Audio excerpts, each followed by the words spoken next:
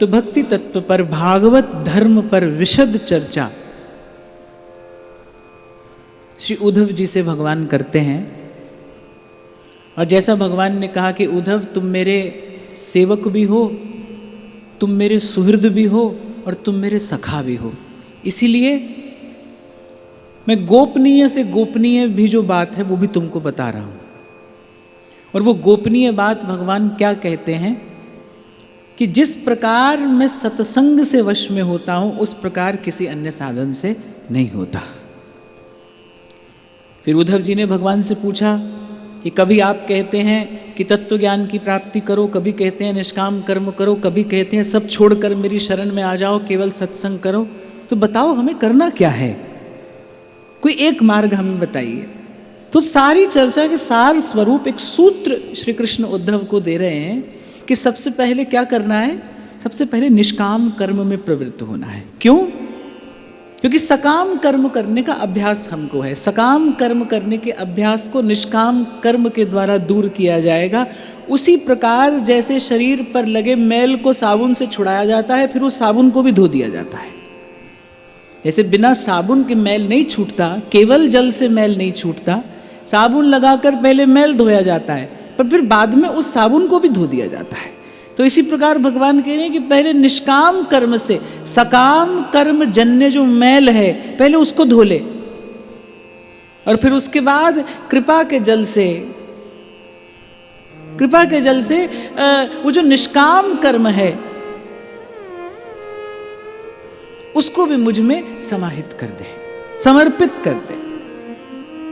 देखो, एक है निष्काम कर्म करना, फिर एक स्थिति वो भी आती है जहां श्री गुरु नानक देव जी महाराज कहते हैं करण करावण हार आप। भाई करने वाला भी वही है, कराने वाला भी वही है, उसके अतिरिक्त कोई दूसरा नहीं है। एको हम द्वितीयो नास्ति, कोई दूसरा नहीं है। मैं कह रहा हूं ये भी उसी की शक्ति है, आप सुन रहे हैं ये भी उसी की प्रेरणा है, सुनाने वाला भी वही है, सुनने वाला भी वही है, जिसके विषय में बात की जा रही है वो भी वही है, उसके अतिरिक्त कोई दूसरा नहीं। एक स्थिति ये है, पर इस स्थिति का अनुभव कैसे हो? अभी तो हम खड़े हैं कहाँ? अभी तो हम सकाम कर्म के जंजाल में पड़े हैं, अभी तो हमें यहां से अपनी यात्रा का आरंभ करना है। तो पहले भगवान क्या कह रहे हैं? निष्काम कर्म, सब सोहित निष्काम मति वृंदावन विश्राम। इसके प्रसाद स्वरूप क्या होगा? इसके प्रसाद स्वरूप अंतःकरण शुद्ध हो जाएगा, मन उजला हो जाएगा, निर्मल हो जाएगा। क्योंकि ठाकुर जी तो एक ही बात मांगते हैं ना, निर्मल मन जन सो मोहि पावा।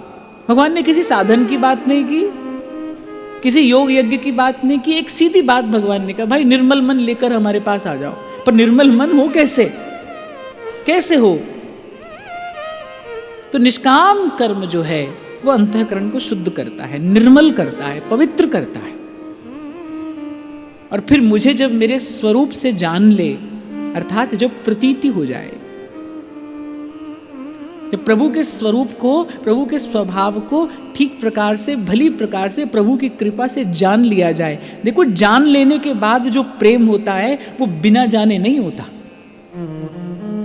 जैसा प्रभु को जान लेने पर प्रभु में प्रेम होता है, प्रभु में प्रीति होती है, वैसी बिना जाने नहीं होती है। जाने बिन नहीं होई प्रतीति और बिनु प्रतीति होई नहीं प्रीति। श्री कृष्ण के शरणागत होने पर भी यदि आपके जीवन में किसी अन्य का आश्रय है, आप किसी अन्य साधन का आश्रय ले रहे हैं, तो इसका अर्थ है कि आपको श्री कृष्ण के स्वरूप की प्रतीति नहीं है। होती तो ऐसा नहीं होता, जाने बिन नहीं हुई प्रतीति। आप देखिए, मीरा कहती है मैं देवी को प्रणाम नहीं करूंगी,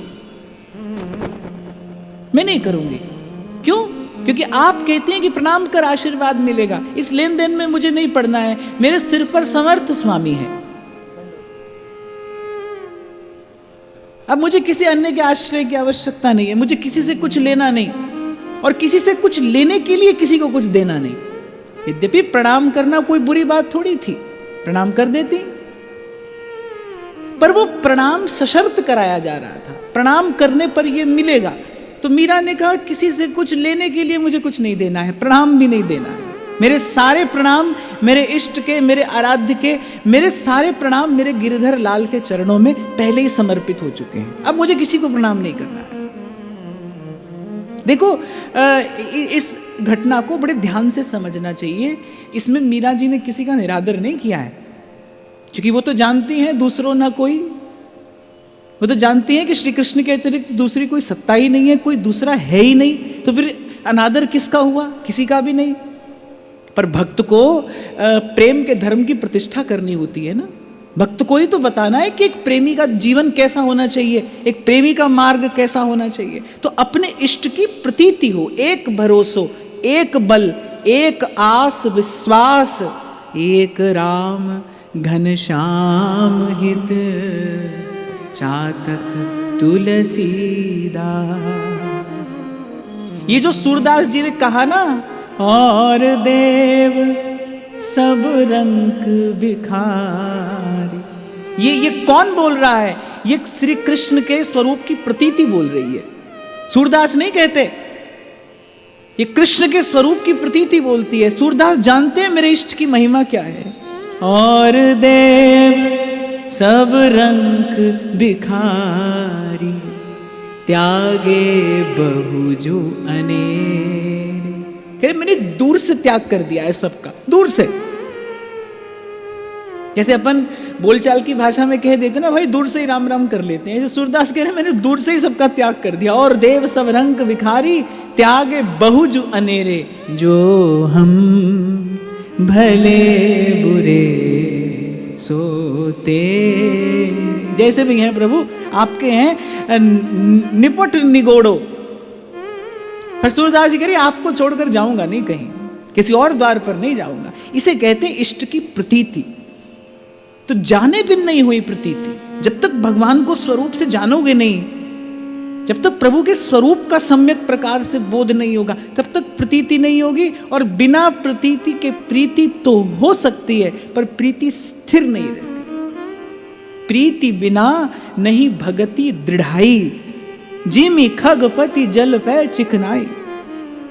ऐसा वैसा कोई अवसर आ गया, प्रतिकूल समय आ गया, तो आप अपने भाव से फिसल सकते हो, स्खलन हो सकता है, पतच्युत हो सकते हो, यदि प्रभु के स्वरूप की प्रतीति नहीं है तो। ये जो हमारे महाप्रभु जी ने कहा ना कि जो पे कृष्ण चरण मन अर्पित करी है कहा नवग्रह रंक, इसे कहते हैं प्रतीति। भाई हम किसकी शरण में हैं? समर्थ स्वामी है हमारा। कल मैं आपको सुना रहा था ना, मुझे बड़ी अच्छी लगी बात। महात्मा कह रहे थे, बोले भाई सारे ग्रह प्रतिकूल हो जाएं, होने दो, सब ग्रह प्रतिकूल हो जाएं, होने दो, बस एक ग्रह अनुकूल होना चाहिए। तो पूछा भाई कौन सा ग्रह अनुकूल होना चाहिए? बोले श्री कृष्ण का अनुग्रह, बस ये अनुकूल हो, बाकी किसी ग्रह की कोई चिंता नहीं है। करी है कहा नवग्रह रंक। और महाप्रभु एक और बात भी कहते हैं, गोविंद छाड़ भ्रमंत दसों दिस करी है कहा नवग्रह नीके। बोले सारे ग्रह अनुकूल हैं, पर अगर मन भगवान से विमुख है, बोले वो तेरा क्या हित करेंगे? फिर लाकर इसी संसार में पटकेंगे, फिर लाकर इसी संसार में पटकेंगे। तो भगवान ने ये बड़ा मूल्यवान सूत्र उद्धव जी को दिया है, क्योंकि जीव कर्म करने का अभ्यस्त है, कर्म करने को बाध्य है, कर्म ही करता आया है। देखो जन्म जन्म से ये जो मेरा मेरा किया है संसार को, इसी का अभ्यास हो गया है ना। मैं संसार क्या है? संसार स्वरूप से तो जीव सा है नहीं, जीव का है नहीं। जीव तो भगवान का है। ममैवांशो जीवलोके जीवभूतः सनातनः। ईश्वर का अंश है जीव। फिर संसार अपना कैसे लगने लगा? अभ्यास हो गया, संसार का अभ्यास हो गया है हमें। मेरी माँ, मेरा पिता, मेरा भाई, मेरी पत्नी, मेरे बच्चे, मेरा घर, मेरा परिवार, जीवन भर यही तो किया। और एक जन्म नहीं किया है भाई, जन्म जन्म किया है। पशु होकर भी यही किया है, मनुष्य होकर भी यही किया है। तो वो मेरा मेरा कहते कहते उस संसार से मेरापन होने लगा है, अभ्यास हो गया है इसका। इसीलिए श्री गीता जी में भगवान ने कहा अभ्यासेन तु कौन्तेय वैराग्येण च गृह्यते। अभ्यास, अभ्यास करना पड़ेगा। अब प्रभु को मेरा कहना, प्रभु को अपना मानना, इसका अभ्यास करना पड़ेगा। इसका अभ्यास करने के लिए क्या करो? इसका अभ्यास करने के लिए भाई प्रभु की कथा सुनो, प्रभु की सेवा करो, प्रभु का दर्शन करो, अभ्यास करना होगा, इसी का अभ्यास करना है। तो भगवान ने कहा भाई निष्काम कर्म करो, उसके प्रसाद स्वरूप क्या होगा? अंतःकरण शुद्ध होगा। अंतःकरण शुद्ध से मेरे स्वरूप का अनुभव होगा, शुद्ध अंतःकरण से मेरा स्वरूप अनुभव होगा, और मेरा स्वरूप अनुभव होने पर फिर मेरी निश्चला भक्ति जीव को प्राप्त होती। यही क्रम है, यही मार्ग है, यही विधि है। अब उद्धव जी ने एक और प्रश्न किया, बोले अच्छा ठीक है, पर सकाम कर्म में प्रवृत्त जो जीव है, जो संसार को ही अपना मानता है, जो अहमता और ममता के बंधन में बंधा है, वो निष्काम कर्म कैसे करे? अब मैंने आपसे कहा निष्काम कर्म करिए, पर केवल कह देने मात्र से तो कोई निष्काम कर्म में प्रवृत्त नहीं हो जाता भाई, हो नहीं सकता, हो नहीं सकता। तो उद्धव जी ने पूछा कि प्रभु आपकी बात मानते हैं कि निष्काम कर्म में हम प्रवृत्त हों, पर कैसे हों? जीव तो अहमता और ममता की चक्की में निरंतर पिस रहा है, वो तो संसार को ही मेरा समझे हुए है, संसार के सारे संबंध उसी में उसकी ममता अटकी है, तो निष्काम कर्म में प्रवृत्ति कैसे हो? बड़ा सुंदर प्रश्न उद्धव जी ने पूछा, हमारे काम का प्रश्न है। हम गा तो रोज लेते हैं सबसो हित निष्काम मति, पर ना सबसो हित होता है, ना निष्काम मति होती है, और इस कारण ना वृंदावन में विश्राम मिलता है। तो निष्काम कर्म में सकाम जीव की प्रवृत्ति कैसे हो? फिर भगवान एक बड़ा मूल्यवान सूत्र उद्धव जी को देते हैं कि उद्धव, जीवन क्या है, ये संसार क्या है? उस दिन भी मैंने आपको कहा था, हम संसार को संसार सिंधु कहते हैं, इसको हम भव सागर कहते हैं, पर इस भव सागर में जल किसका है? कौन सा जल है इस भव सागर में? भूल गए?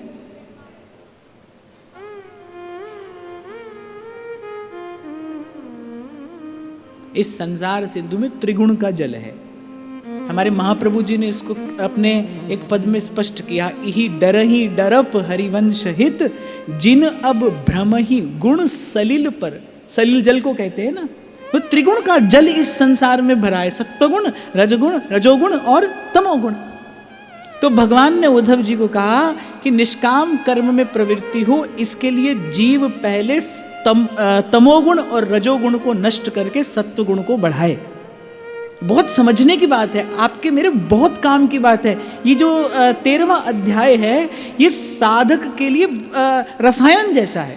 भगवान ने उद्धव जी को बड़ी सुंदर विधि बताई, भाई करना क्या है। बड़े बड़े उपदेश प्रवचन सुन लेने मात्र से बात बनती नहीं भाई। कोई आपको एक पग चलना सिखाए, अगला पग कहाँ रखना है, पहले क्या करना है। तो भगवान कह रहे हैं उद्धव जी से, सत्वम रजस्तम इति गुणा बुद्धिर्न चात्मनः, सत्वेनान्यतमो हन्यात् सत्वं सत्वेन चैवहि। भगवान ने कहा पहले तमोगुण और रजोगुण को नष्ट करके अपने जीवन में सत्वगुण को बढ़ाइए। पहले आपके जीवन में सत्वगुण बढ़ेगा, फिर क्या होगा? सत्वात् धर्मो भवेद् वृद्धात् पुंसो मद्भक्ति लक्षणः, सात्विकोपासया सत्वं ततो धर्मः प्रवर्तते। देखो, आपको स्मरण हो, पूर्व भी मैंने आपको कहा था कि जीवन में धर्म को धारण करने के लिए सदाचार का बल चाहिए। सदा सच बोलो, ये तो सब जानते हैं, पर सदा सच कहाँ बोल पाते हैं? हम नहीं बोल पाते, जानते हुए भी नहीं बोल पाते। जीव जानते हुए भी पाप करता है। देखो, भूल होती है जो भूल से हो, जो अनजाने में हो, पर जीव तो जानते बूझते न करने योग्य कर्म में प्रवृत्त होता है, तो जानबूझकर पाप करता है। ऐसा अर्जुन ने भगवान से पूछा। बहुत बार ऐसे क्षण आते हैं जब नहीं जाना चाहते हम किसी और, पर पहुंच जाते हैं, ना करते भी कर बैठते हैं। कौन कराता है? बोले वो जो गुण है, वो गुण जीव से वो कार्य करा लेता है, गुण गुण में बरतता है, प्रकृति का नियम है। तो भगवान यहां पर कह रहे हैं, सत्वात् धर्मो भवेद् वृद्धात् पुंसो मद्भक्ति लक्षणः, सत्वगुण बढ़ेगा तो जीवन में आपके द्वारा धर्म पालन होगा, और धर्म पालन होगा तो जीवन में भगवान की भक्ति स्थिर होगी। अब धर्म पालन की जब बात आए तो हमारा धर्म क्या है? हमारे आचार्य ने जो हमसे कहा है, हमारे गुरुजनों की जो आज्ञा है, वही हमारा धर्म है। धर्म की परिभाषा अलग अलग है ना, सबके लिए धर्म अलग अलग है। हमारा धर्म क्या है? जो हमारे आचार्य ने हमें आज्ञा दी है। अब आप देखो, क्या हम अपनी आचार्य की आज्ञा का पालन कर पा रहे हैं? हमारे आचार्य की तो पहली आज्ञा है सब सोहित। क्या हम कर पा रहे हैं? नहीं कर पा रहे हैं। कहाँ हो पा रहा है हमसे?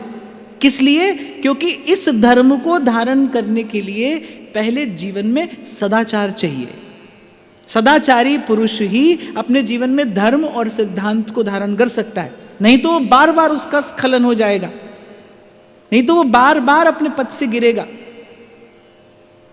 हम कितनी बार शुभ संकल्प करते हैं लेकिन अपने ही संकल्प को पूरा नहीं कर पाते हैं। उसका कारण क्या है? क्योंकि हमारे पास सदाचार का बल नहीं है। जीवन में संयम से, सदाचार से आत्मबल बढ़ता है।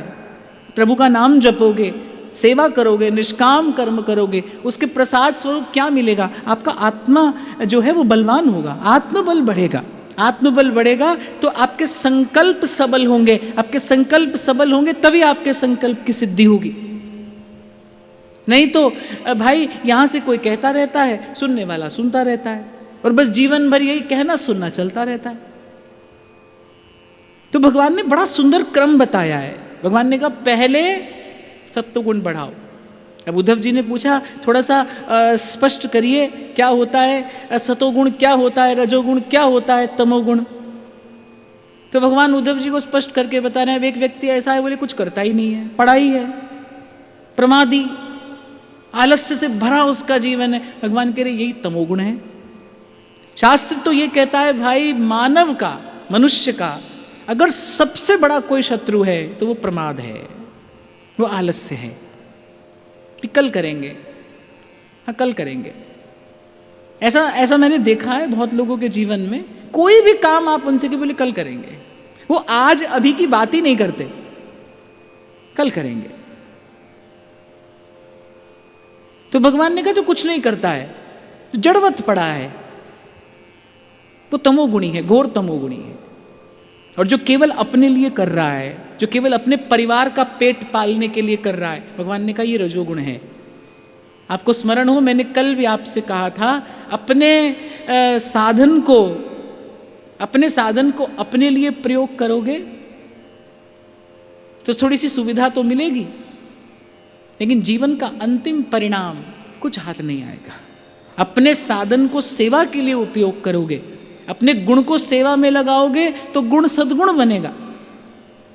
तो भगवान ने कहा जो कर ही नहीं रहा है, जो कुछ भी नहीं कर रहा है, माने उसका जीवन ना लोक के काम का है ना परलोक के काम का है। ऐसा जीवन भी होता है भाई जो किसी के भी काम नहीं आता। मैं तो कई बार आपको कहता हूं कि कहने वाले ने बिल्कुल ठीक ही कहा है, जिंदगी उसी की है जो किसी का हो गया। जीवन किसी के काम तो आए। यद्यपि मैं तो ये कहता हूँ भाई, सतत प्रभु से प्रार्थना करो, प्रभु मेरा जीवन आपके काम आए, मैं आपके किसी काम आ सकूं। यही जीवन की सफलता है, यही जीवन की सार्थकता है। किसी भी प्रकार से ये जीवन प्रभु के काम आए। ध्यान रखना, त्रिलोकी का कल्याण करने के लिए प्रभु अकेले पर्याप्त हैं, उनको तो किसी की भी आवश्यकता नहीं है। प्रभु के काम आने से अपना ही काम बनता है। प्रभु के काम आने से अपना ही काम बनता है। ये भी हमें प्रभु के लिए नहीं करना है, ये भी प्रभु के लिए नहीं विचारना है। ऐसा करने से अपना ही काम बनेगा। तो भगवान कह रहे भाई एक तो बिल्कुल प्रमादी है, वो कुछ भी नहीं करता है, उसका जीवन किसी के भी काम नहीं आता है। बहुत बार ऐसा देखा जाता है, किसी का धन, किसी की संपत्ति किसी के भी काम नहीं आती, उसके स्वयं के भी काम नहीं आती, केवल नष्ट होती है वो। फिर एक भगवान कह रहे हैं जो केवल अपने और अपने परिवार का ही पेट पालने में लगा हुआ है, वो अपने परिवार से अधिक नहीं सोच पाता है। भगवान ने कहा वो रजोगुणी है। फिर भगवान कह रहे एक है जो निष्काम कर्म में प्रवृत्त है, जो सबकी सेवा कर रहा है, जो सबका सहयोग कर रहा है, जो किसी के लिए साधन जुटा रहा है, किसी गिरे हुए को उठा रहा है, किसी निर्बल का बल बन रहा है, किसी निर्धन का साधन बन रहा है। भगवान कह रहे वो सात्विक जीव है। आपको स्मरण हो, मैंने आपसे कहा था ना, आवश्यकता से थोड़ा कम लेना और जितना लिया है उसको भी बांट कर पाना, यही सात्विक जीवन है। यही भगवान ने उद्धव जी से कहा कि भाई जो अपने लिए कम लेता है, थोड़ा लेता है, और जितना लेता है अपनी आवश्यकता से थोड़ा कम लेकर भी वो बांट कर पाता है। मैंने ऐसे लोग भी देखे हैं जिनको दिए बिना चैन नहीं है, जो किसी को खिलाए बिना खा ही नहीं सकते, जो किसी को भोजन कराए बिना भोजन कर ही नहीं सकते, भोजन का ग्रास ही उनके गले नहीं उतरता है जब तक वो किसी को खिला ना दें। और एक व्यक्ति मैंने ऐसा भी देखा है इस संसार में, जिसका हाथ कभी देने के लिए उठता ही नहीं। कोई दूसरा भी अगर उसको कह देना कि भाई दे दो, वो दे ही नहीं पाता, वो देना उसके अभ्यास में ही नहीं है। तो ऐसे ही भगवान वर्णन कर रहे हैं। उद्धव जी ने पूछा थोड़ा उदाहरण देकर बताइए कैसा होता है सत्वगुण, कैसा होता है रजोगुण। अब ये गुण संसार में देखने में तो आते नहीं है, इनको लक्षणों से ही पहचाना जाता है। तो भगवान ने कहा जो बिल्कुल प्रमादी है ना, वो तमोगुणी है, वो किसी के भी काम का नहीं है, नाकाम। तीन ही प्रकार के जीव हैं, एक नाकाम है, एक सकाम है, एक निष्काम है। तो भगवान ने कहा जो नाकाम है वो तो तमोगुणी है, जो सकाम है वो रजोगुणी है, और जो निष्काम है वो सत्वगुणी है। तो भगवान ने कहा भाई सत्वगुण की अभिवृद्धि होने से क्या होगा, जीवन में धर्म आएगा, और जब लंबे काल तक धर्म का पालन होगा, भगवान कह रहे हैं मद भक्ति लक्षण है, तब मेरी भक्ति आती है। इसीलिए संतों ने कहा भाई खरोई कठिन है भजन ढिंग ढरबो, भजन ना हो खेल खिलौना। किसी भी क्रिया को भक्ति कह देने से वो भक्ति नहीं होती है। भगवान की बात सुनिए, भगवान क्या कह रहे हैं। और मैं एक और बात आपको कहूं, भगवान ने उद्धव जी को ये इसलिए नहीं बताया कि उद्धव जी जानते नहीं हैं। उद्धव जी तो ये सब जानते हैं। उद्धव जी भगवान से सुन रहे हैं ताकि ये शब्द हमारे कान में पड़ जाए, ताकि कालांतर में जीव इन वाक्यों का कुछ चिंतन अनुसरण करके प्रभु तक पहुंचने का अपना मार्ग प्रशस्त कर सके। उद्धव जी ने ये सब हमारे लिए पूछा है, वो तो सब जानते हैं। तो सबसे पहले बोलो निष्काम कर्म, यही हमारे जीवन को सात्विक बनाएगा। फिर उद्धव जी ने कहा प्रभु आप बड़ी कृपा कर रहे हैं हम पर, सब कुछ स्पष्ट आप बता रहे हैं, अब आप ये भी बता दीजिए कि वो जो सात्विक कर्म है। पहले उद्धव जी ने पूछा सात्विक गुण क्या होता है, भगवान ने कहा ऐसा होता है।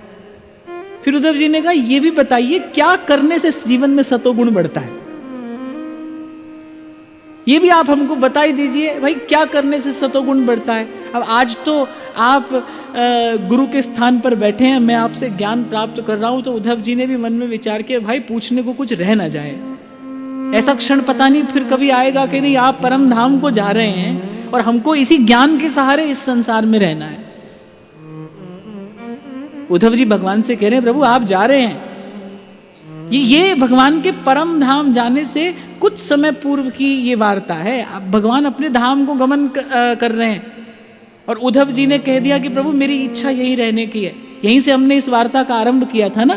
उद्धव जी ने कहा प्रभु मेरी इच्छा यही रहने की है। पहले तो उद्धव जी ने कहा प्रभु मुझे छोड़ मत जाना, फिर जाने उद्धव जी के मन में क्या आया। एक क्षण के बाद उद्धव जी कहते हैं नहीं प्रभु हम यही रहेंगे, आपकी कथा सुनेंगे, सुनाएंगे, आपकी लीला का गान करेंगे और कराएंगे।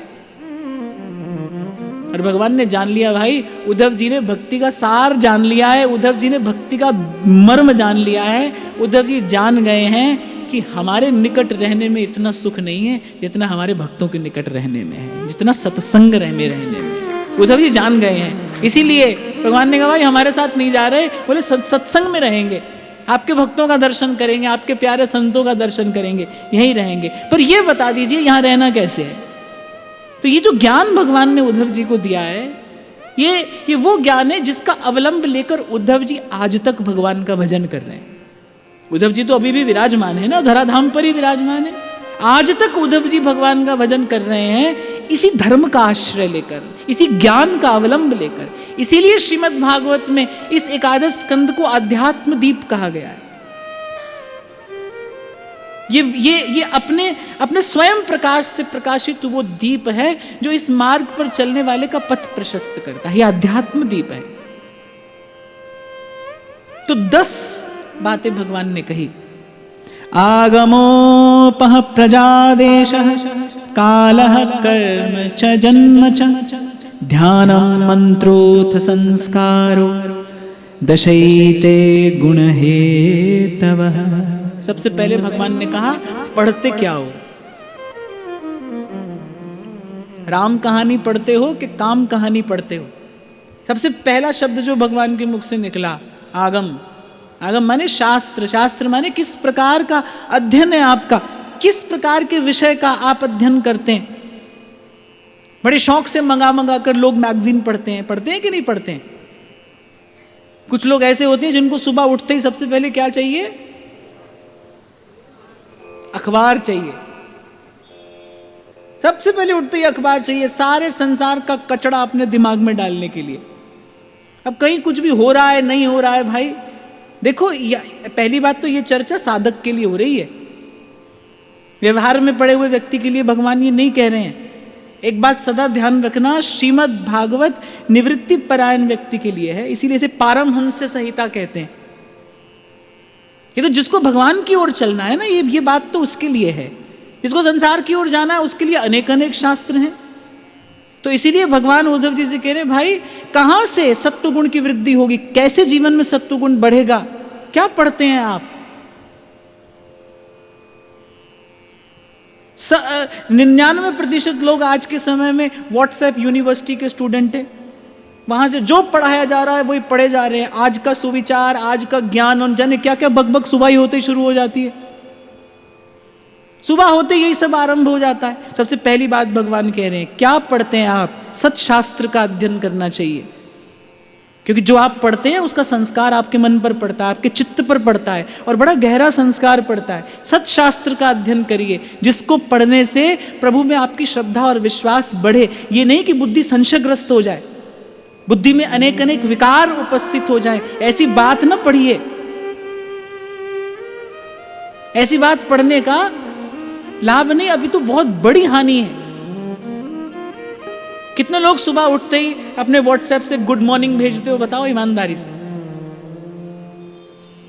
ऐसा तो मत कहो कि कोई नहीं भेजता है, धीरे धीरे हाथ उठ रहा है।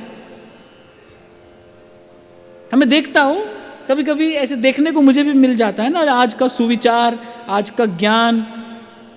ज्ञान तो भाई गुरु के पास बैठकर ही पाना चाहिए।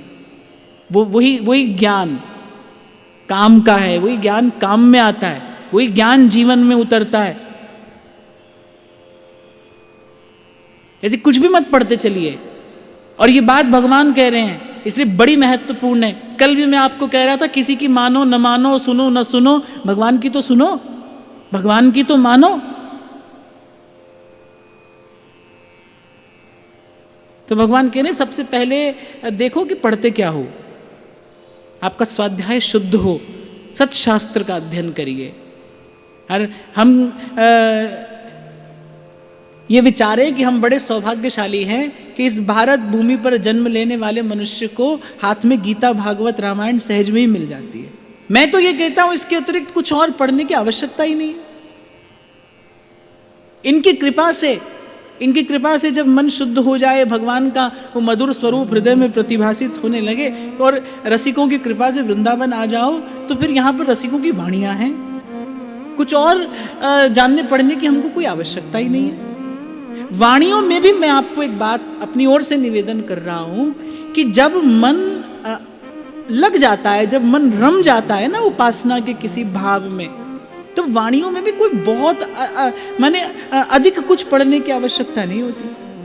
मुझे आज लगभग 10-12 वर्ष हुए होंगे कि मेरे जीवन में अगर किसी ग्रंथ का अध्ययन है तो या तो 42 लीला है, या सुधा निधि है, या चतुरासी है, सेवक वाणी है। ये 3-4 वाणियाँ जो हैं हमारे पास, ये हमारे लिए पर्याप्त हैं, जीवन भर के लिए पर्याप्त हैं। कोई और ज़्यादा बुद्धि लगाने की आवश्यकता नहीं है। और वैसे भी प्रेम की उपासना है, डूबने के लिए है।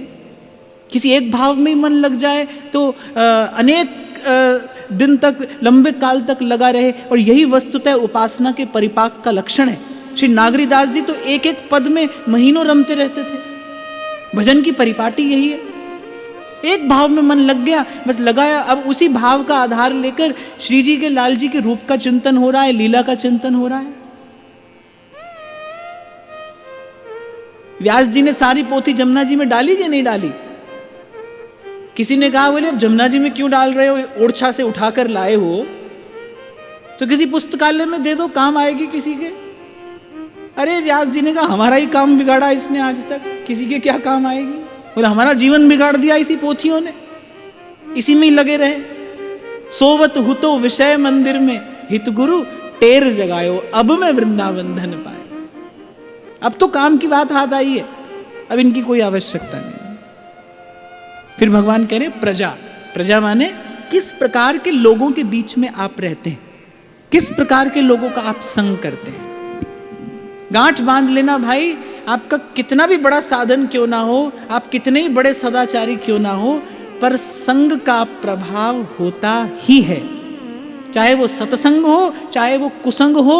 और यहां एक बात मैं और कहूंगा, कुसंग का प्रभाव शीघ्र होता है, सत्संग का प्रभाव तो बड़ी देर से होता है। जैसे बीज डालो तो पौधा बनने में देर लगती है, फिर फूल आने में देर लगती है, फल आने में तो कई बरस लग जाते हैं कई बार। लेकिन एक रोग का विषाणु जब फैलता है तो फैलते फैलते सारी दुनिया में फैल जाता है, कुछ ही दिनों में वो सारी दुनिया को लपेट लेता है। तो जो नकारात्मकता है उसकी गति बड़ी तीव्र होती है। बुरा विचार जीवन में बड़ी जल्दी आ जाएगा, बड़ी जल्दी अपना स्थान बना लेगा, बड़ी जल्दी वो आपके चिंतन को मैला कर देगा। पर यह बात निश्चित है, प्रभाव सत्संग का भी होता है। सठ सुधरहि सत्संगति पाई, प्रभाव सत्संग का भी है और प्रभाव कुसंग का भी है। कुसंग का प्रभाव तीव्र गति से होगा, शीघ्र होगा। तो यहां भगवान कह रहे हैं भाई किस प्रकार के लोगों में आप रहते हैं। देखो आपके आसपास कौन है, कैसे लोग आपके आसपास रहते हैं। कष्ट पा रहे थे ना विभीषण जी कि वो लंका वासियों के बीच में रहकर बेचारे अकेले भजन करते हैं। अब अकेले भजन करने में भजन तो है, पर भजन का आनंद तो तब कई गुना बढ़ जाता है ना जब अनुकूल मन वाले लोग आपके आसपास रहते हो। अब एक परिवार में एक व्यक्ति किसी दिशा में जा रहा है, दूसरा किसी दिशा में जा रहा है, तो वो परिवार के 4 जन आपस में बैठेंगे तो क्या होगा, क्लेश ही तो होगा। मन ना मिले तो क्या है, क्लेश ही तो है, और मन मिले तो सुख है। तो भगवान ने कहा भाई इससे भी सत्वगुण बढ़ता है। भले लोगों की संगति में बैठोगे, साधु की संगति करोगे तो भगवान मिलेंगे। विषयी पुरुष की संगति में जाकर बैठोगे, जो संसार की वार्ता आपसे बार बार करेगा, जो संसार की चर्चा आपसे बार बार करेगा, उसके परिणाम स्वरूप क्या होगा, मन भगवान से हटेगा ही हटेगा भाई। चाहे वो मैं हूं, आप हो या कोई भी हो, उसका मन भगवान से हटेगा। फिर भगवान कह रहे हैं देश, देश माने कैसे स्थान में आप रहते हैं। अब भाई इस पर तो किसी का नियंत्रण नहीं है, प्रारब्ध ने जिसको जहां रखा है। तो फिर इसका समाधान चिंतक लोग ये कहते हैं कि समय समय पर भगवान के धाम का सेवन करना चाहिए।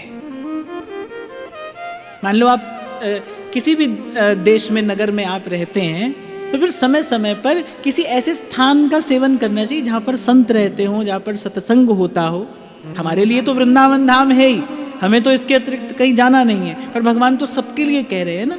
तो सबके लिए समाधान ये है कि देश की शुद्धि के लिए यदि आप किसी ऐसे स्थान पर रहते हैं जहाँ रजोगुण का और तमोगुण का आधिक्य है, प्राबल्य है, तो फिर बीच बीच में साधक को किसी तीर्थ का, किसी पवित्र स्थान का सेवन अवश्य करना चाहिए। तो सबसे पहली वस्तु भगवान ने क्या बताई, ये आज आपको याद करके जाना है। यही आज सबसे पते की बात और काम की बात है। सबसे पहली बात, शास्त्र, सत्शास्त्र का अध्ययन हो। व्हाट्सएप का ज्ञान नहीं चाहिए, उसकी कोई आवश्यकता नहीं है। फिर दूसरी बात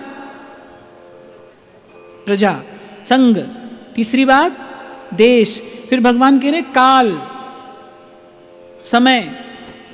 कोई कोई समय ऐसा होता है जिस समय भगवत चिंतन ही करना चाहिए, कुछ और नहीं करना चाहिए। ऐसे हमारे यहाँ शास्त्रों में लिखा है संध्या के समय, इसलिए हमारे यहाँ अनादिकाल से यही परंपरा चली आ रही कि जब संध्या का समय हो तब अपने इष्ट का ही सेवन करे, भजन करे, कुछ साधन करे, कुछ नाम जप करे। कोई काल ऐसा होता है जिस समय भजन भाव बड़ी शीघ्र फलीभूत होता है, और अगर उसके स्थान पर कुछ और किया जाए कुछ और किया जाए तो बड़ी भयंकर हानि भी हो सकती है। दिति ने जब उत्तरीय वस्त्र पकड़ लिया महर्षि कश्यप का, संध्या का समय, कि मैं इस समय कामातुर हो रही हूं और आप मेरी मनोकामना पूर्ण करिए। कश्यप कह रहे हैं देवी ये संध्या का समय है, महादेव इस समय भ्रमण के लिए निकलते हैं, ये देवाराधन का समय है, ये तो ब्रह्मचिंतन का समय है, ऐसे समय में ऐसी अपवित्र वार्ता शोभा नहीं देती। पर उसने कहा मैं आपकी पत्नी हूं, मेरा मनोरथ पूर्ण करना आपका कर्तव्य है। महर्षि कश्यप ने देख लिया भाई होनहार है, वही ही जो राम रचि राखा, ये होनहार है। महर्षि कश्यप ने देख लिया कि अब जो घटना घटेगी उसका परिणाम क्या होगा, उसका परिणाम होगा सारी सृष्टि में विध्वंस। कोई कोई काल ऐसा होता है जिस समय संसार की चर्चा वार्ता, संसार की क्रिया करने से आपकी आसुरी वृत्तियां प्रबल होती हैं। जैसे मैं आपसे उस दिन कह रहा था कुछ लोग आधी रात को खाते हैं, उसका क्या परिणाम होता है? एक समय का भोजन है जो आपके भीतर देवताओं को मिल रहा है, एक समय का भोजन है जो आपके भीतर असुरों को मिल रहा है। अब रोज आप असुरों को भोजन दोगे तो असुर आपको छोड़कर क्यों जाएंगे? हाँ बताओ, उनको बढ़िया भोजन मिल रहा है, बढ़िया आप उनकी सेवा कर रहे हैं। हमारे यहाँ तो ऋषि मुनि यही बात कहते हैं कि असुर तभी रहते हैं आपके शरीर में, आपके आसपास, जब आप उनको रहने के लिए स्थान देते हो। अगर रहने के लिए स्थान ही नहीं दोगे तो कैसे रहेंगे? आसुरी वृत्तियों को स्थान आप ही के द्वारा दिया जा रहा है।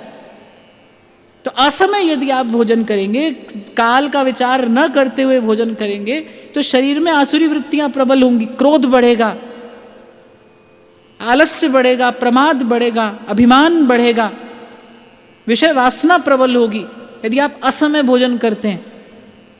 भगवान कह रहे हैं चौथा इस बात का विचार करना, अगर सत्व गुण की वृद्धि करनी है तो फिर समय का विचार करना। और मैं तो कहता हूं समय के विचार से अधिक समय का सदुपयोग करना। और समय का सदुपयोग कैसे करना? कृष्ण गोविंद गोविंद गोपाल नंदलाल, कृष्ण गोविंद गोविंद हे गोपाल नंदलाल। भजन करना, नाम स्मरण करना, ये समय का सबसे सुंदर सदुपयोग है। फिर भगवान कह रहे कर्म, क्योंकि कर्म प्रधान विश्व करी राखा। जो हम करते हैं उससे कुछ रचते हैं हम अपने जीवन में। शुभ कर्म हो, किसी के सुख का कारण बने, किसी के लिए हम सहयोगी बने, ऐसा कर्म हो। ऐसा कर्म जीवन में सत्वगुण की वृद्धि कराता है। एक बात मैं आपको अपनी ओर से यहाँ पर कहकर आगे बढ़ूंगा। प्रत्येक व्यक्ति केवल सुख और शांति ही तो खोज रहा है। प्रत्येक व्यक्ति को तलाश किसकी है? सुख की है, शांति की है। ये अशांत मन कैसे शांत हो जाए, कैसे दो घड़ी उस शांति की अनुभूति हो जाए, इसी की तो तलाश प्राणी मात्र को है। पर वो सुख शांति भाई रजोगुण और तमोगुण का नाश होने से जब सत्वगुण की वृद्धि होती है तभी प्राप्त होती है। उस शांति को प्राप्त करने की विधि हमारे शास्त्रों ने बताई है, हमारे गुरुजनों ने बताई है, भगवान बता रहे हैं कैसे शांत हो जीव का मन। मन शांत होगा तभी तो भजन करेगा, अशांत मन से कैसे भजन होगा? नहीं तो मनवा तो चौदिस फिरे, ये तो सुमिरन ना है। मन शांत कैसे होगी, ये बात भगवान बता रहे हैं। किस किस क्रिया का मन पर सीधा प्रभाव पड़ता है? फिर भगवान कह रहे हैं जन्म। अब उद्धव जी ने कहा भाई जन्म पर किसका अधिकार है? जन्म तो हमारे नियंत्रण में नहीं है, जन्म तो जहां हुआ सो हुआ। भगवान ने कहा जो हुआ सो हुआ। फिर भगवान ने कहा एक दूसरा जन्म भी तो होता है ना। यहां भगवान संकेत कर रहे हैं गुरु दीक्षा। भगवान ने कहा किसी सदगुरु से जाकर दूसरा जन्म ग्रहण करें। अगर पूर्व के प्रारब्ध से अशुद्ध जन्म है तो फिर भगवान कह रहे हैं गुरु से जाकर दीक्षा ग्रहण करके अपना जन्म शुद्ध करे। ये जन्म शुद्धि की विधि भगवान बता रहे हैं। सदगुरु से, किसी वैष्णव से भगवान का नाम श्रवण करे, भगवत उपासना की विधि प्राप्त करे। हम कहते हैं ना भाई जिस दिन दीक्षा होती है नया जन्म होता है, उसी जन्म की बात भगवान कह रहे हैं। इस प्रकार अपने जन्म की शुद्धि करे, कर्म की शुद्धि करे, अपने स्वाध्याय की शुद्धि करे, जिस स्थान पर रहता है उस स्थान की शुद्धि करे। जहां भी रहते हो आप, जहां भी रहते हो भाई, आसपास का वातावरण नहीं बदल सकते, अपने घर का वातावरण तो बदल ही सकते हो। अपने घर में थोड़ी देर नाम जप करो, भगवान के नाम का कीर्तन करो, सदग्रंथ का अध्ययन करो, आपके घर का परमाणु बदलेगा। दिन रात घर में वही संसार की वार्ता होगी, दिन रात घर में संसार की खींचातानी होगी, तो भाई भले यहां वृंदावन में रह लो तो भी घर का परमाणु बिगड़ेगा। तो यहां भगवान बता रहे किस किस प्रकार इन सब की शुद्धि करने से सत्वगुण की वृद्धि होती है। तो भगवान ने कहा कर्म शुद्ध करे, फिर भगवान ने कहा जन्म भी शुद्ध करे। तब उद्धव जी ने कहा भाई जन्म कैसे शुद्ध करें? भगवान ने कहा दीक्षा लेकर अपने जन्म को शुद्ध किया जाता है। वैष्णव गुरु से दीक्षा लेकर, किसी आचार्य की शरणागति प्राप्त करके जीव अपना जन्म शुद्ध करता है। कबीर कहते हैं ना, कहत कबीर सुनो वही साधो, अब मन का संशय भागा, नाम रंग लागा माई राम रंग ला। जन्म शुद्ध करें। फिर भगवान कह रहे हैं ध्यान। देखो ध्यान किसका होता है? हमको तो खुली आंख से भी संसार दिखता है, बंद से भी संसार दिखता है, जागे भी संसार दिखता है, सोए भी संसार दिखता है। सोए तो कोई ठाकुर जी थोड़ी सपने में आ जाते हैं, वो तो गोपी को आते हैं। हमको तो जागे भी संसार दिख रहा है, सोए भी संसार दिख रहा है, सतत संसार का ही ध्यान है। तो फिर भगवान ने कहा ध्यान शुद्ध करे। ध्यान कैसे शुद्ध करे? फिर भगवान कह रहे मेरे रूप का ध्यान करके। भगवान के रूप का ध्यान करने से ही ध्यान शुद्ध होता है। प्रभु के श्रृंगार का ध्यान करो, प्रभु की मुस्कान का, प्रभु की चितवन का, प्रभु की बोलन का, प्रभु की चलन का, प्रभु की लीला का ध्यान करो, इसी से ध्यान शुद्ध होगा। फिर भगवान कह रहे मंत्र की शुद्धि। अब शास्त्रों में तो तमाम प्रकार के मंत्र ऐसे हैं जिनको कामना की पूर्ति के लिए जपा जाता है।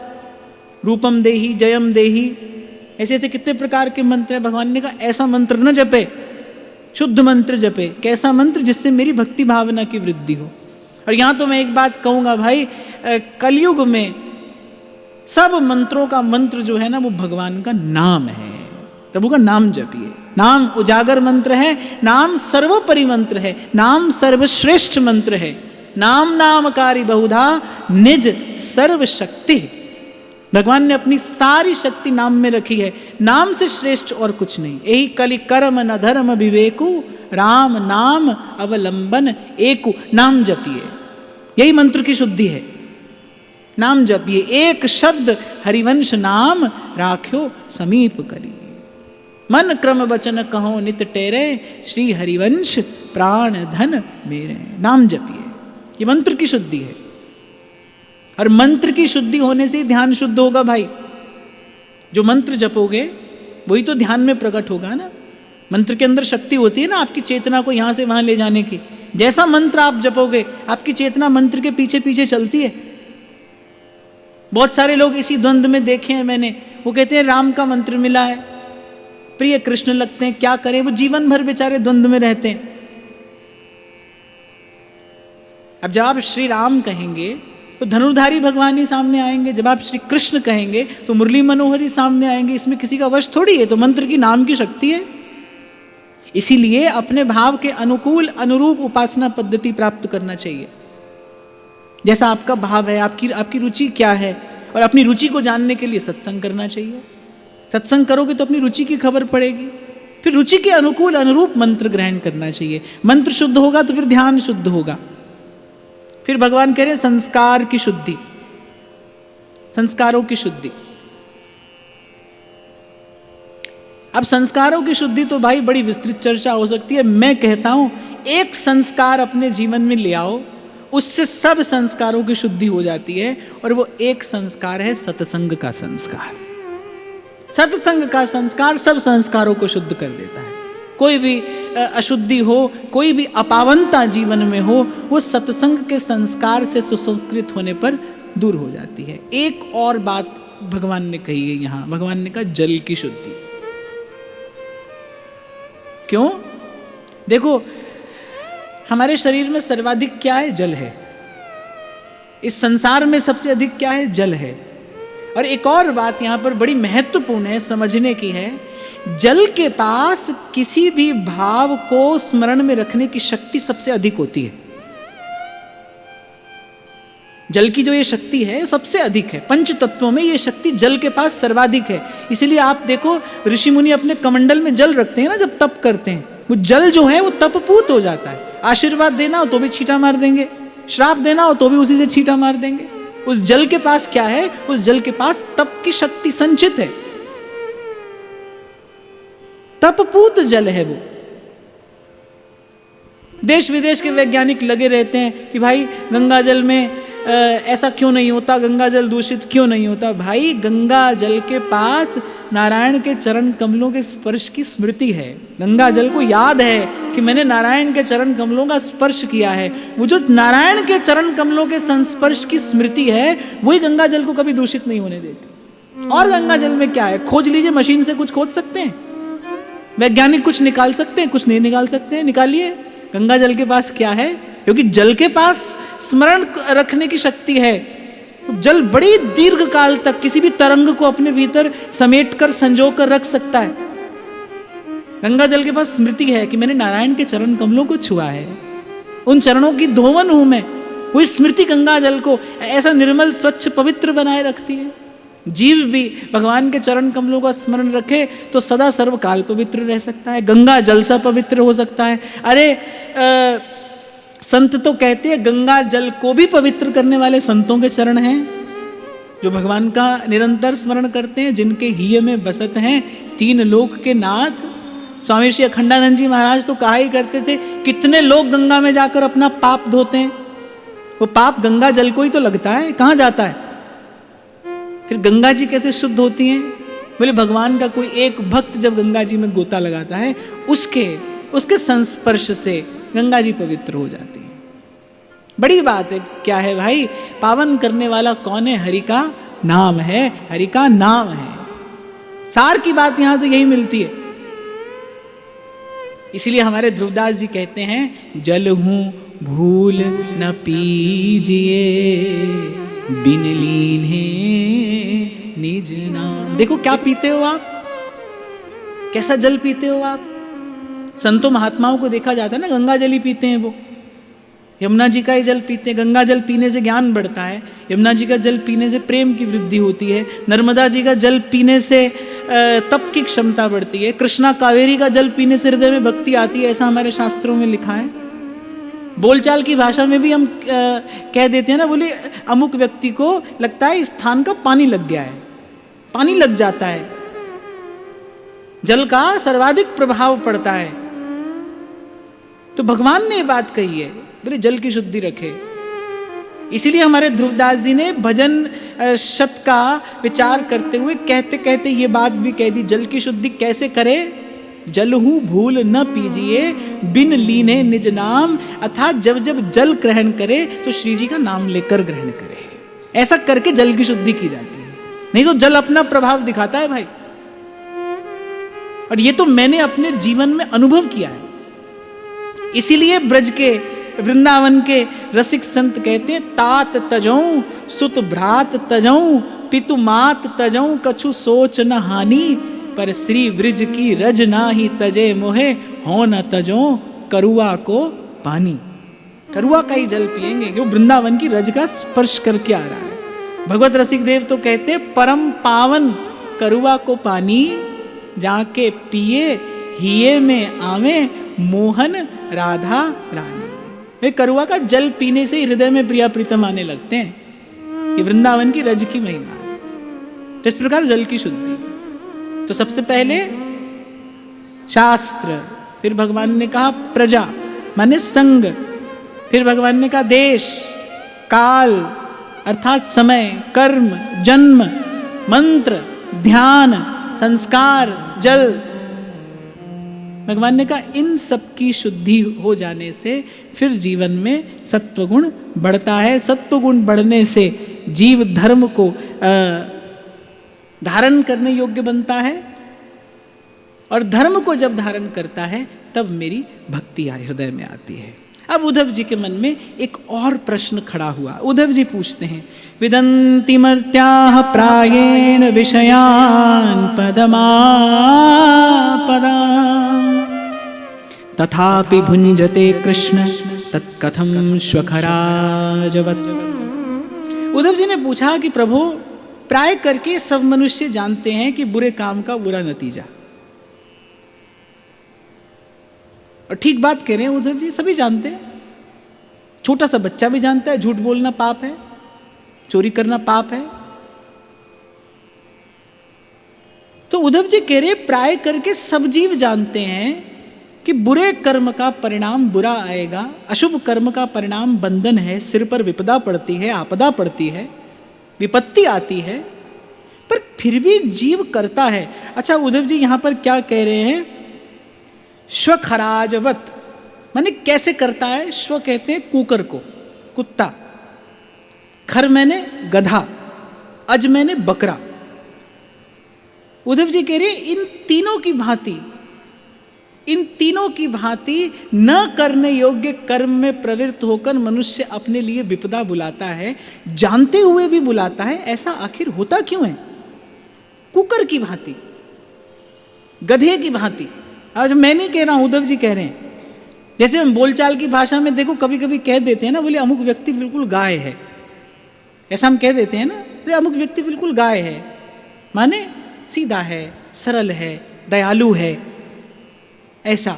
तो जैसे गाय होती है ना, ऐसे गधा, कुत्ता, बकरा, ये भी सब मनुष्यों के भेष में डोलते हैं।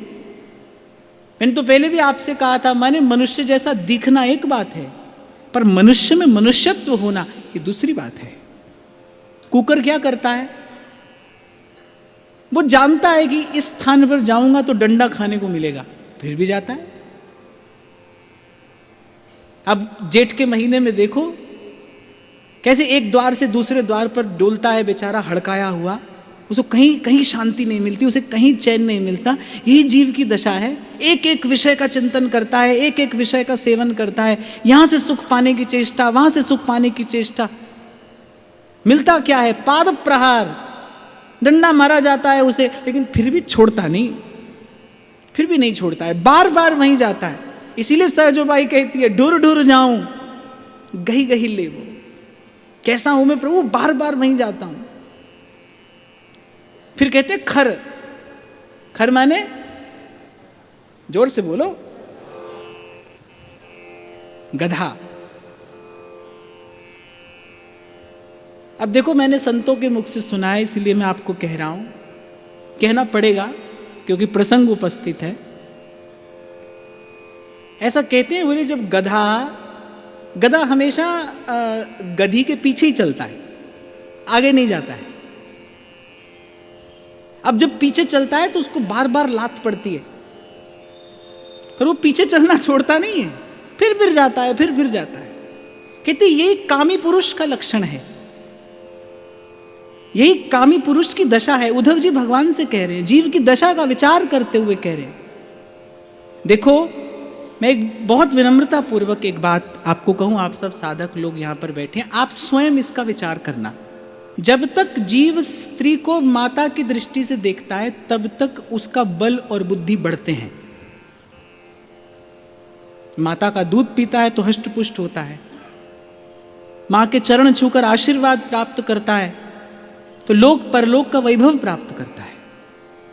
जब तक जीव को माता की दृष्टि से देखता है उसका ओज तेज, उसकी बल बुद्धि की वृद्धि होती है, और जैसे ही विवाह के पश्चात वो स्त्री को भोग्या समझने लगता है, क्या परिणाम होता है जीवन में? बल घटने लगता है, शरीर शिथिल होने लगता है, धीरे धीरे होते होते हो जाता है। देखो हमारे यहाँ शास्त्रों में बिल्कुल स्पष्ट कहा गया है कि विवाह काम और वासना को बढ़ाने के लिए नहीं है, उसे नियंत्रित करने के लिए है, धीरे धीरे उसे समाप्त करने के लिए है। स्त्री भोग्या नहीं है। संतान उत्पत्ति हमारे यहाँ यज्ञ के समान पवित्र कार्य है। स्त्री का संग केवल संतान उत्पत्ति के लिए किया जाता है, शरीर की भोग और वासना को पूर्ण करने के लिए नहीं। और मैं तो आपको ये कह रहा हूँ कि विनम्रता पूर्वक कह रहा हूँ, आप स्वयं इसका विचार करना। मैं तो इसका चिंतन करता हूँ कि जब तक जीव की, जब तक मनुष्य की, पुरुष की, जब तक स्त्री में मातृदृष्टि रहती है, उसका बल बुद्धि, उसकी शक्ति बढ़ती है। और जैसे ही वो स्त्री को भोग्या समझता है, जैसे ही स्त्री को भोग दृष्टि से देखता है, उसकी शक्ति क्षीण होनी आरंभ होती है, उसका जीवन निस्तेज हो जाता है, निष्प्राण होकर पड़ता है वो अंत में। यही बात उद्धव जी भगवान से कह रहे, जानता है वो, पर फिर भी क्यों अधीन है, कुकर की भांति संसार से अपमानित होता है, प्रताड़ित होता है, खर की भांति। देखो एक और उदाहरण संत देते हैं, बोले कि जैसे गधे को हरी हरी घास दिखाकर पहले बुला लेते हैं, जब वो घास खा रहा होता है ना, फिर उसके ऊपर 2 मन का बोझ डाल देते हैं। ऐसे ही माया जीव को थोड़ा सा विषय सुख दिखाकर लुभाती है। तभी तो हमारे ध्रुवदास जी कहते हैं, विषय चुगा जिन चुगे मन, चुगत कछुक सुख होई, और फिर फांसी ऐसी परे कि तिहिसम दुख न होई। दूल्हा बन के जाता है व्यक्ति, बोले जमाई बाबू आए, जमाई राजा आए, कुंवर जी आए, भगवान का रूप ही बना देते हैं उसे, माला पहना रहे हैं और जूता पाँव में पहना रहे हैं, और मुख में भोजन का एक एक ग्रास दिया जाता है। वो भी बेचारा बड़ा राजी होता है, वो भी बड़ा प्रसन्न हो रहा होता है। उसे ये खबर नहीं है मेरे सर पर कितना बड़ा बोझ पड़ने वाला है। पड़ता है कि नहीं पड़ता है? तो आप तो नहीं बोलोगी, आप तो बोल सकते हो। पड़ता ही है भाई। मुझसे एक बार किसी ने पूछ लिया, बोले आपको क्या अनुभव है इसका? मैंने कहा भाई किसी जन्म में तो हमारे सर भी पड़ा ही होगा, हम भी उसी गली से होकर ही आए हैं। ठोकर खाकर ही तो जीव सीखता है, संभलता है। पर भाई वस्तु स्थिति तो यही है ना, सत्य तो यही है। चुगत कछुक सुख होई, ऐसा ध्रुवदास जी कह रहे हैं। अरे उस विषय का सेवन करने में अल्पकाल के लिए तो सुख मिलता है, सुखानुभूति होती है, पर फिर फांसी ऐसी परे तिहिसम दुख न होई, तिहिसम दुख न। और ये बात जो मैंने कही, ये बात स्त्री और पुरुष दोनों के लिए ही है। पुरुष के लिए स्त्री का चिंतन और स्त्री के लिए पुरुष का चिंतन। शक्ति भोग की दृष्टि से ये चिंतन अपनी शक्ति को क्षीण कराने वाला है। एक और बात मैं आपको यहाँ पर निवेदन करूं, केवल भोग भोगने से ही शक्ति नहीं जाती, भोग का चिंतन करने से भी शक्ति क्षीण होती है। भोग का चिंतन करने से भी आपकी शक्ति का स्खलन होता है।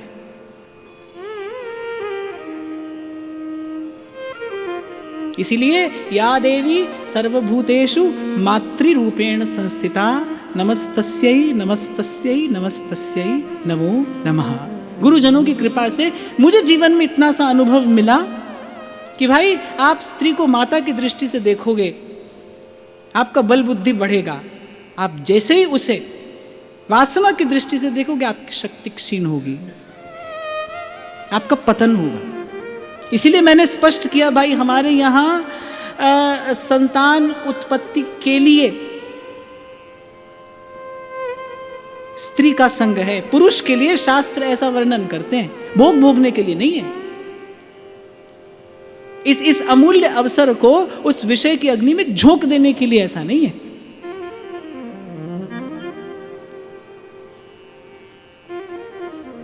फिर भगवान कह रहे अज बकरा। उद्धव जी ने कहा, फिर तीसरा उदाहरण देते हैं बकरे का।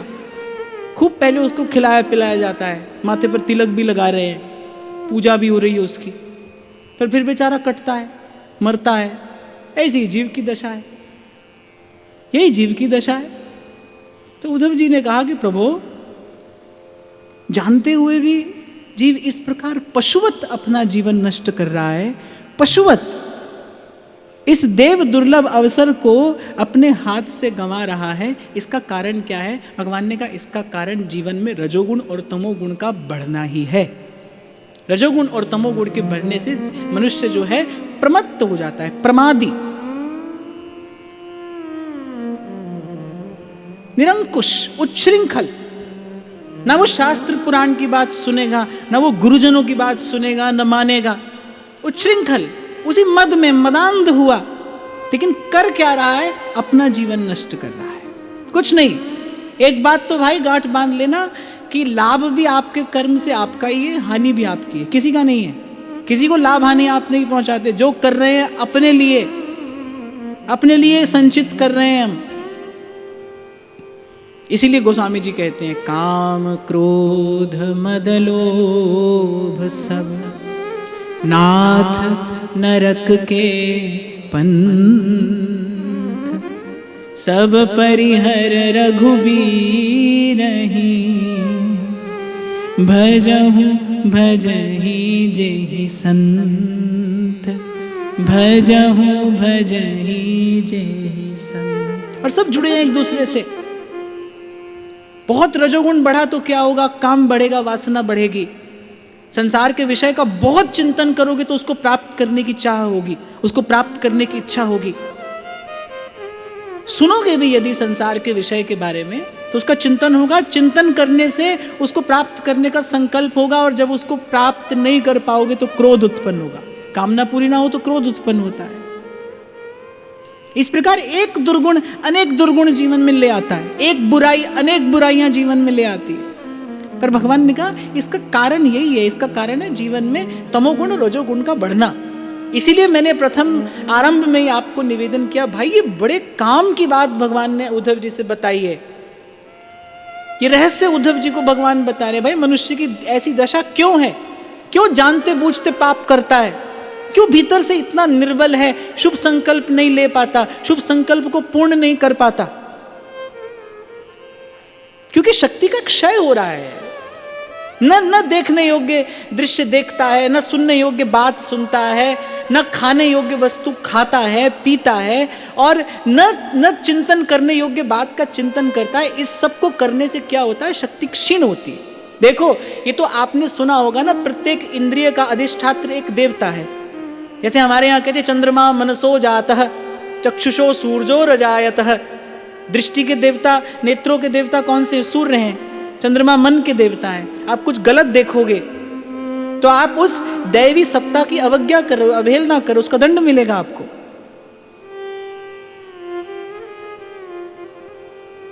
इसीलिए आरंभ में ही भगवान ने उद्धव जी को कहा, पश्यन् मदात्मकं विश्वम,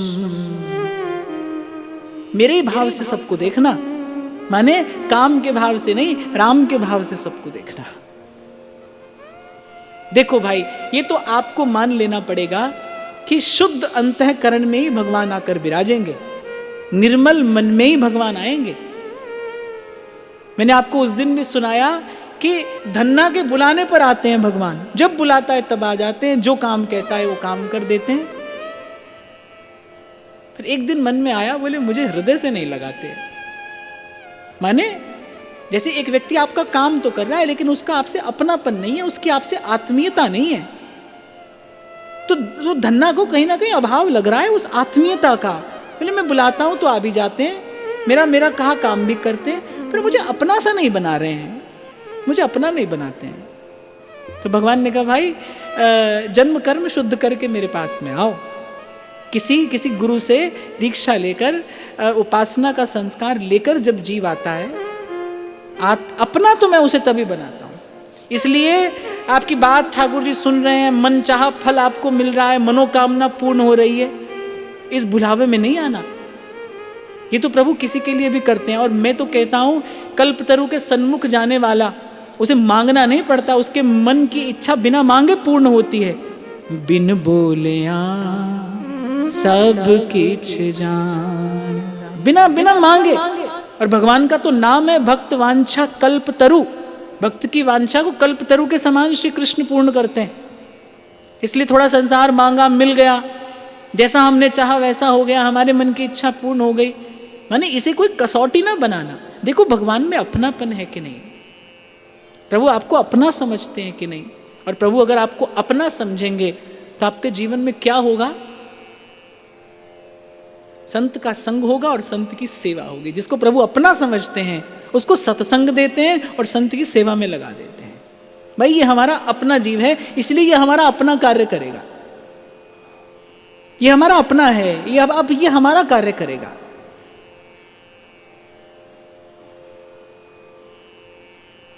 तो इस प्रकार भगवान ने बताया कि भाई यदि ये रजोगुण और तमोगुण बढ़ा तो यही जीव को नरक के द्वार तक ले जाता है। इसलिए भगवान ने कहा कि पहले हमने बताया कि किस प्रकार सत्वगुण को बढ़ाना है, और ये बहुत आवश्यक है साधक के लिए, तो बहुत ही आवश्यक है। इसी के कारण इसी कारण जीवन में सावधानी आएगी। मैं बार बार आपको कहता हूं ना भाई, साधक वही जो सावधान रहे, सावधान रहे। कैसे रहे सावधान, कैसे जगा रहे, कैसे पल पल सजग रहे, कैसे जीवन में प्रमाद ना आए। आपको स्मरण हो जब भक्त के गुणों का लक्षण भगवान कह रहे हैं तो भगवान ने कहा अप्रमत्तो गंभीर आत्मा, वो प्रमादी ना हो। देखो, बेपरवाह होना एक बात है, लापरवाह होना दूसरी बात है।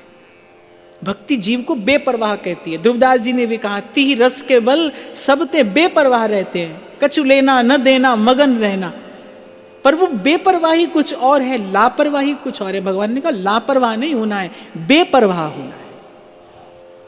और बेपरवाह होने के लिए, उस बेपरवाही तक पहुंचने के लिए पहले भाई सजग होना पड़ता है। जैसे भगवान ने कहा ना कि सकाम कर्म के मैल को निष्काम कर्म से धोना है, ऐसे ही मगन होने के लिए पहले सावधान होकर करना है। मैं पूर्व भी आपको निवेदन किया, स्वामी श्री शरणानंद जी महाराज कहते थे कि ना तो बिनाई किए रहना है और ना ही सब कुछ करते ही चले जाना है। फिर करना क्या है, सही करना है, जो आवश्यक है वो करना है। जिसकी आज्ञा शास्त्र दे रहे हैं, जिसकी आज्ञा गुरुजन दे रहे हैं, और यहाँ तो जिसकी आज्ञा भगवान दे रहे हैं वो करना है। तो फिर भगवान कह रहे हैं कि सत्वगुण बढ़ाकर अप्रमत्तो नुयुंजीत मनोमय्यर्पयन् शनैः अनिर्विण्णो यथा कालम जितश्वासो जितासनः। कह फिर धीरे धीरे जीवन में संतुलन लाते हुए, आसन साधते हुए। आसन साधना माने कुछ देर बैठकर शांति से भजन करना। मैं उस दिन आपको कह रहा था कि ऐसे भी नहीं करना कि भाई हम तो चलते फिरते ही भजन करते हैं, चलते फिरते ही भजन करते हैं।